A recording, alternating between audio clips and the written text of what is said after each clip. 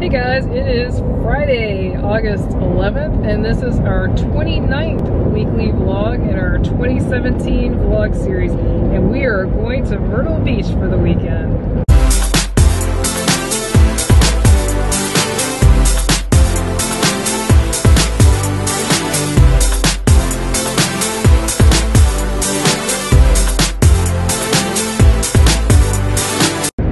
Excited to be heading to Myrtle Beach finally. If you follow us, I know you've seen us talk about going, then decide not to go.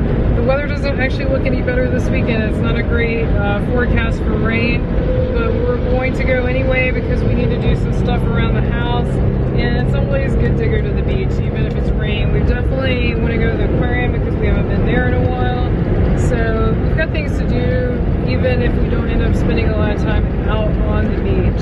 So we made it to the beach, but sorry for the air conditioner noise. It's really hot, and Brian whacked on our tree. It had totally overgrown, so you can see all the evidence, but it looks good, and you wouldn't believe how fast this tree grows. It's crazy. So I do have to say I'm really enjoying this towel that I got the last time we were here. Definitely a cool thing to see when you get here. It's like relaxation starts right away. Hey guys, happy Saturday. It is a gorgeous day here despite the rainy forecast. We had fun at the beach this morning, and right after this segment I'll insert some beach footage with a time lapse. Sadly, it was too rough to go swimming. Way too rough, like crazy rough. I think it's the roughest either of us have ever seen, and we've been coming here for years. Storms are rolling through today off and on. Right now it's nice. Right now it's gorgeous. In some directions. Yeah. So as you can see, we came back here to the abandoned Hard Rock theme park. I looked at the footage that we took last time and I wasn't totally happy with it, so we came back to get a little bit better footage, or we'll see which turns out better. And that's what we've been waiting on for those of you who have been waiting to see that video, so now we'll probably be doing it quite soon. I think I've got everything lined up, so in another week or two I would assume I'll be able to put it together if nothing happens that prevents me from doing so. I mean, it'll be fun. Go walk down memory lane, right? Yeah, because we actually both went, so I'm gonna just pan around and show you what's left real quick, and obviously more of this will be in our upcoming video. And I'd like to point out that we did not pass into inside into the trespassing area. There's no trespassing signs before you get to that gate. So, and here's what the parking lot looks like up in front of us. Alright, so we're heading back out, and we're going back out the entrance because the exit has some kind of sketchy looking grate thing that you have to drive over, and since it's not been maintained for who knows, well, I do know how many years, 9 years at this point, or, well, no, because Freestyle had it open in 2009, so 8 years. In any case, long time. It's not like we're gonna run into any other cars as we go out. Good. We've seen other cars.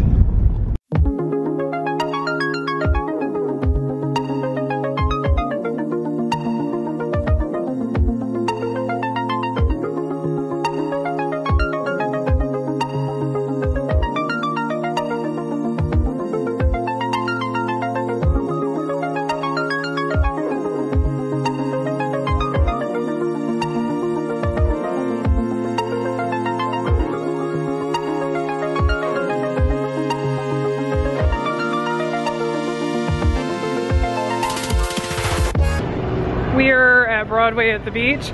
We decided to come to Hard Rock for lunch today because it's supposed to possibly rain tonight, so we don't want to risk biking over in the evening like we've done before. It smells like lunch. It does smell like lunch. I'm hungry. I think Brian is too. And then there's Dave and Buster's and Hard Rock down there at the end that we're headed to. And then there's a Wahlburgers right over there. We previously reviewed that, and I will try to remember to link it up there. So we came to the Hard Rock because we like to come to the Hard Rock, and this time we're here for lunch, and you can see the sign behind us. I got the same burger I had last time, gluten-free bun, gluten-free fries, which was super awesome, and it was so good last time. And then Brian found there's a new item. Cauliflower burger. It's vegetarian, which was not on the menu the last time we ate here. So he's pretty excited about that. Yeah. So Brian, what'd you get to drink? I got the Goose Island IPA. That's your favorite here, right? The sidecar of water. And I got an Avion, which I know looks boring, but they do something really uncool here. They put the calories for the drinks on the menu, and when you see how many calories are in a standard margarita, it makes you not want to drink it anymore. So I really wish they wouldn't do that. One thing Brian just pointed out is while they do have music videos on those, they put sports on the monitors here at the bar, which we're not sports fans, so that's one advantage at night. It's straight music videos. All right, here's my gluten-free cheeseburger, and last time it was really good. I'm excited about this. And there's Brian's, this is a cauliflower burger, right? Yeah. Wow, that looks really tasty. The switchblade. I'm curious to see how that tastes. So Brian, right with the hairband behind you, how was your, what was it, cauliflower burger? That was amazing. Really? I would go as far as say that's the best vegetarian burger I've ever had. Really? Wow. That's Lots awesome. of garlic in there. The patty itself is, I can tell it's like fried. It's kind of nice, anything fried. Goat cheese on it. Had arugula? Yeah, zucchini. Wow. Yeah, that's pretty impressive. So I had the burger and it was once again really good. Same thing I got last time, and the fries were great. And he informed us that they've now changed that all the rare fries are gluten-free. Always check when you come, but it's nice that they're having the dedicated gluten-free fryer. Alright, so we just came out and we are headed over to the aquarium, which is straight ahead. We didn't get to go there on our vacation because Brian had misplaced his annual pass. And yes, thank you to several of you who said we could get a replacement. I'm sure we could. It was just really crowded that week too because it was July 4th, so we decided to wait because we knew we'd be back anyway. So we're gonna go check that out now. So we were looking across and they still have not put anything in that area where they demolished the dragon tower from the Dragon's Lair putt-putt. Ooh. So we're still not sure what they're doing over there. We're curious, are they putting a shop? Are they putting a restaurant? What's coming in? We are gonna head into Ripley's Aquarium for possibly a quick pass through since it looks crowded, or we may not even go in, we'll see. All right, so we actually came in, but I don't know if we're staying. I've never seen it like wow, no, we've never seen it like this. This is not prime vacation. No, it's really not. It's the second half of August or right at the middle of August, which usually is not prime time. Wow. So this is interesting. They have added something new where you can get wine and beer, but it's only on Tuesdays and Fridays after 6 p.m. Is Tuesday kind of weird day? Yeah, Tuesday is an odd day. I agree. Friday I agree. Saturday. But we're gonna go in and see what they have. I mean, this is not Tuesday or Friday. We just want to see. Unfortunately, they do not have a menu up with the beers. I think Brian wanted to check that out. But here's what it looks like. It's basically just sort of a snack shop. So there's nothing here for vegetarians or pescatarians. It's all chicken. All meats. Chicken Meats. Ah, fishies. You're so relaxing. Alright guys, I'm sorry, but we are not going to into the shark tunnel, which is what you see directly ahead of you, because it is packed inside. Here's another view of the shark tunnel. Super packed. Have you ever seen it this crowded? No, never. And then here is the viewing area for the rays and some more sharks. This is the exit of the aquarium, and we just noticed they seem to have some construction going on. Well, one can only hope it's an expansion. That would be awesome. We just finished a very quick and short run through the aquarium. That's the nice part about having an annual pass, is you can go in and just walk out and don't feel too bad about it. And this is a really awesome view from here of Broadway. We really enjoy coming here. It's a lot of fun. Yeah. Are there giant fish? There are some giant fish down there begging. Oh wow, look at all those over there. Oh, they're getting fed. Wow. We had an awesome afternoon break in our place, and now we're gonna head back out to Broadway. So here's the awesome Ferris wheel here at Broadway at the beach. Now, just to give you perspective, this is nowhere near as big as the Skywell that's actually on the beach, but this is so much fun and a whole lot cheaper. So if you want a family-friendly, cheap version that doesn't cost as much as the Skywell, this is a good option. Skywell's also awesome as well. We usually film from the other end, so this is the reverse view of Broadway at the beach. And sorry for any movement, it's because this bridge actually moves. There's nothing I can do about that. So they have this rope course over here, and they also have a zip line that goes all the way across to over there.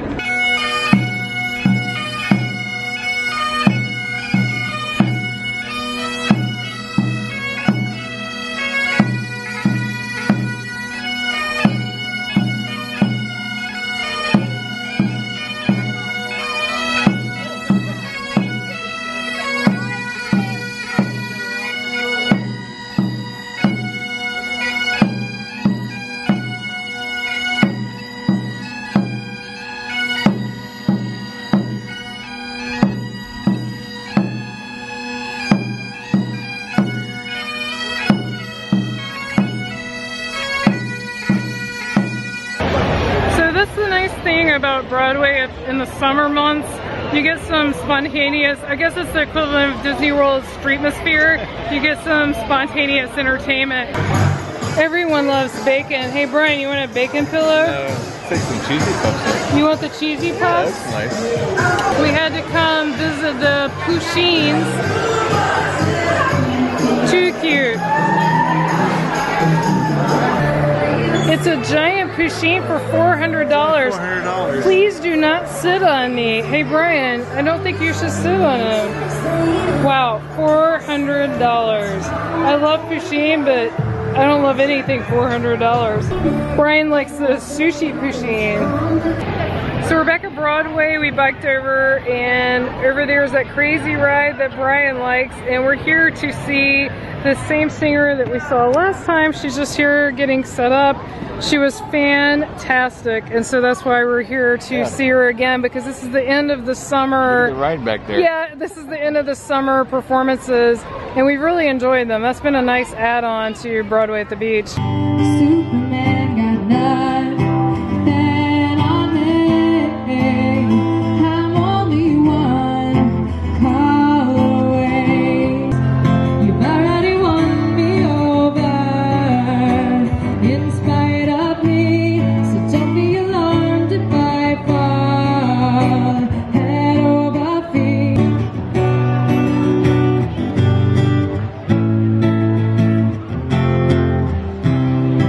And don't be surprised if I love you for all that you are.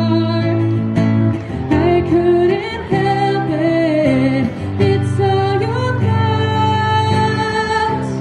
I'm not aware of too many things. I know what I know if you know what I mean. To do you, I heard that you settled down, that you found a girl and you're married now. Don't forget me, I beg. I remember you said sometimes it lasts in love, sometimes it hurts. I could honestly stay there all night and watch her, but it's getting dark and we have to bike back, and I don't want to get hit by a car. But look at the rides at night, it looks amazing. So this is pretty cool. It's kind of like an updated Gravitron. It's a lot more exciting, and it's outside so you can see what's going on. Good morning, it's Sunday, and this is one gorgeous sunrise. We're up really early, as you can tell. I gave Brian permission to wake me up at 5 a.m., which is normally when we get up for work, but not normally when we get up on the weekend. But I wanted to go ahead and get home and rest, basically. I'm not in a hurry to do anything today. I just wanted to have time to relax. So this will get us home nice and early. We'll pretty much have the whole day. And plus, it's nicer driving for Brian because there's so much less traffic on the road. What's that? I said we'll see.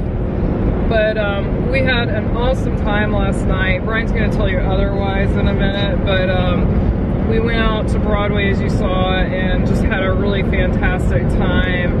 But the reason we just kind of fell off at the end, so to speak, is we had a bike malfunction. Well, not the bike, the lock. We put 2 locks on our bikes and kind of locked them together. There's not always a good place to lock your bike up at Broadway. That's one complaint I have. They don't have enough bike racks. Yeah. And so we had them around a light post, like a huge light post, and the front wheels we locked together, and then there was also a different lock. Well, the different lock has a key, worked fine, but the combination lock did not work, and we know it's the right combination. And both of us tried it, a security guard tried it, and then finally they had to bring a little, I don't know what that was, little saw of some kind, like a really small one, and saw through the cable. So that stunk, and it also took forever. So we went to bed really late. I think it was close to 11. For us, I know you guys are probably laughing, but for us that's late. Well, we went in right back before it got dark. Right, we wanted to get back to our place. It was pitch dark when we were biking. We do have lights on our bike, but they're more meant for people to see us, not for us to see. And there were places where there weren't street lights where it was pretty dark, like it's pretty hard to see. So anyway, that was our little excitement, and sorry I didn't vlog it, but it was kind of stressful at the moment, and I wasn't even thinking about filming, and also I don't think the security guards that were helping us would want to be on the vlog, but so that was our little drama. They were friendly and helpful. They were super helpful, and I was so terrified they would be like, we can't do that, you know, I mean, because like what if we're lying and it's not really our bikes? But they pretty much took our word for it, and they asked our permission. They said, we want your permission because we're going to destroy this cable, and then they did it. So they must be used to doing that. It didn't seem like a big deal to them, you know what I mean? Like that must happen pretty often. But I was just grateful they had the tools to cut it off so we could get home, because otherwise we would have had to walk or take an Uber. It's only a little over a mile, but I mean, it's in the dark. Then our bikes would still be stuck there, and then we would still be trying to figure out how to get them loose, because we don't have that kind of tools, especially not here at the beach. We have better tools at home. Ooh, bouncy.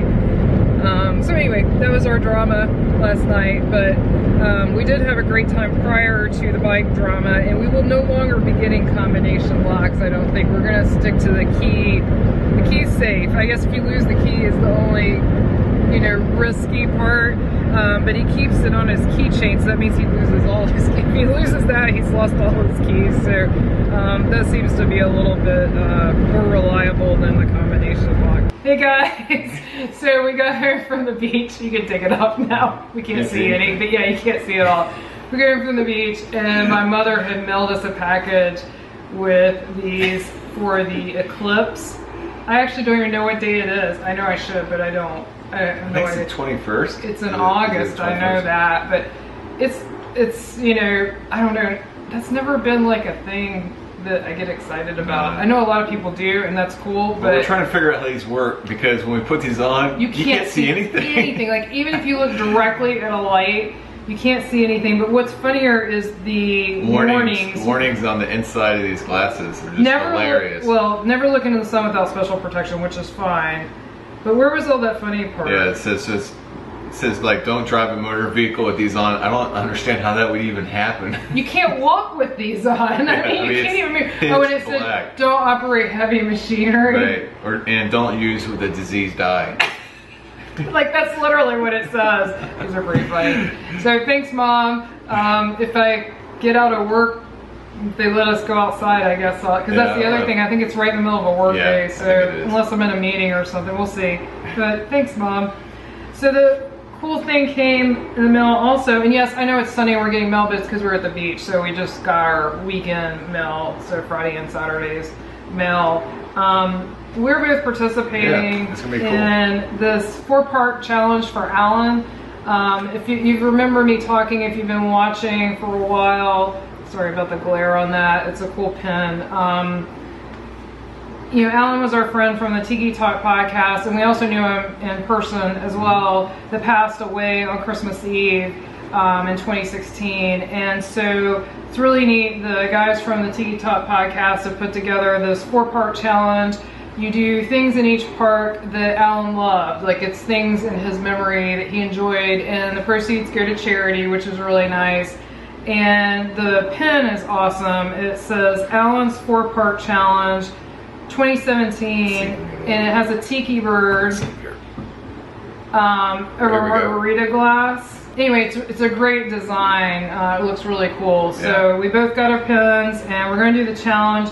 Thankfully, they allow alternatives because some of the food's got gluten in it. So obviously, like I can't do that. Yeah, there's a churro, and there's also a croissant cronut, and there's a carrot cake cookie. I can't do any of those. They're in the different parks, but I can't do any of those. So I'll be substituting something for that. But most of the rest of it I think we can do, except I think Splash Mountain may be closed on our next trip. I'm not sure. I've got to check. I can't keep up with the dates of when things are open, so we may have to sub that, but otherwise that should be fun. Yeah.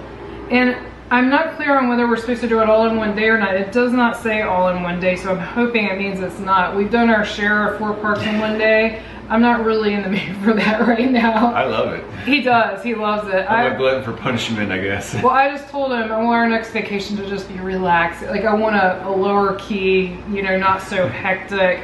But we'll see. If it does have to be done in one day, I guess we'll do our best. That'll definitely be challenging because a lot of these are e-ticket rides, meaning the most popular. So to try to get all those in one day would definitely be a challenge. So we got some food and wine news? Updates, and I want to give a shout out to Bob from the WDW Main Street podcast because he's the one I heard about this from. If it wasn't for him, I would not have even noticed. So he gets full credit for that. Go check out their website. It's the website for the podcast, and if you love food and wine, you'll love his website. And I will put a link to this specific article, so if you can't keep up with what we're reading here, you can go read Bob's blog post, and I'll put that in the show notes below. So Brian's kind of bummed about the changes. Yeah. Well, there's some good... For Italy, anyway. Yeah, for Italy, and some other changes for the... So Italy has almond, some updates. And the so almond orchard, hosted by Blue Diamond Almond Breeze, had some changes. So here's what happened. Disney announced it originally and posted the menus, which we went over in our review, which I will link over there, over Brian's head, or maybe over on top of his head. And we did our full review, and then Bob noticed that Disney had updated these 2 menus on their website, and I noticed I don't see it on anyone else's website either, so good eye, Bob, for catching that. Italy, they took 2 things off. They removed the Casoletta di Agnello. It's a braised T-bone lamb chop, basically, since I can't pronounce Italian words. Which just sounds good. Yeah, and well, Bob speculated maybe it's because they already have that lamb chop at another booth, like Australia, I think, or New Zealand. And then they also removed, this is the one Brian said about, the absolute penne. It was a vodka sauce with shrimp. So he was very excited about that. And they added only 1 thing back. So they took 2 away, added 1 thing back, and it's beef stew with Parmesan creamy polenta. And for me, that sounds good. Stews sometimes aren't gluten-free, so I'll just have to wait and see if it's marked or not. Polenta's gluten-free, beef's gluten-free, so it just depends on what they put as thickeners in the stew. So that's the changes for Italy. At least they kept the calamari. So they did. They kept the crispy calamari, and they kept the cannoli. Those didn't change. And then for... the Almond Orchard, right? Yeah, the really long name. The Almond Orchard, hosted by Blue Diamond Almond Breeze, which is a new booth.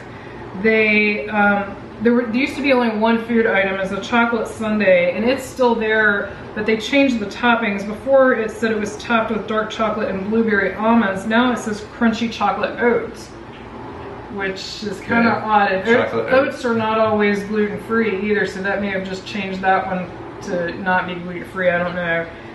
But I'm excited about the other 2 because they both have the potential to be gluten-free. One is a cauliflower risotto with pulled chicken, artichokes, spinach, Parmesan cheese, and aged balsamic.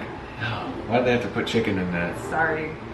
It sounds tasty without the chicken. It does. Well, what I'm wondering is, since it says cauliflower risotto, you know how I make that cauli rice, where you can chop up cauliflower really tiny and make it like rice? I'm wondering if that means it's actually the risotto, or if they're gonna have risotto that has cauliflower in it. It could go either way.